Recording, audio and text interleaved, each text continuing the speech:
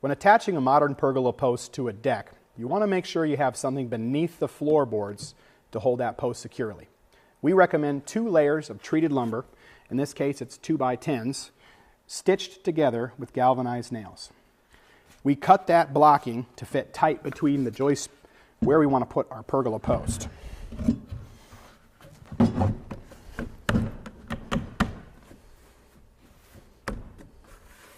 Once that's flush with the top of the deck frame, stitch around the side of it with galvanized nails and floor your deck as you normally would.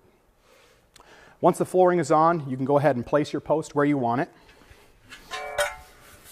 Our pergola post mounts aluminum tube, and to the bottom of it is welded a 1/2 inch thick 6x6 aluminum plate, and we punch the hole in the bottom so that you can run wiring up inside your pergola for a fan or speakers or anything else that you'd like to have in your pergola. When you put the mount down, you want to make sure that you don't have the mount all the way out to the edge of the deck. Reason being is the next step is to install your pergola vinyl post sleeve, and it's a little bit wider than the base of the post mount. So you do not want that to overhang the edge of the deck. So minimum inset is 1 inch from the edge. If you have selected a trim ring with your kit, you're going to want a minimum of 3 inches from the edge to make sure this trim ring doesn't hang over the edge. So here I've got the post set up for a 2-inch inset.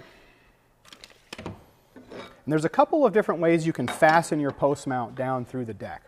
The best way is to use a carriage bolt. Drill through the deck, put your bolt head on top, your washer and nut on the bottom, and run it tight. Now, if you can't get underneath the deck, it's too low to the ground, or you're in a spot where the framing doesn't allow a carriage bolt, we recommend a timber hex screw. These are made by Simpson Strong Tie.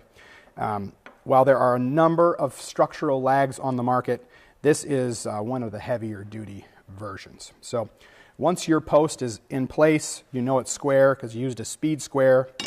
You've taken your pencil, you've marked around the edges in case it moves while you're fastening it down. You grab the impact driver of your choice.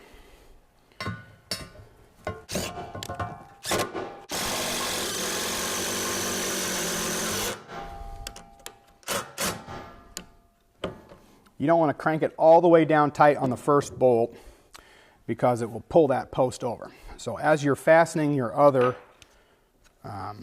corners of the mount down, you're going to want to use a torpedo level and composite shims to keep that post nice and plumb. The next step is to put your vinyl post sleeve over that mount.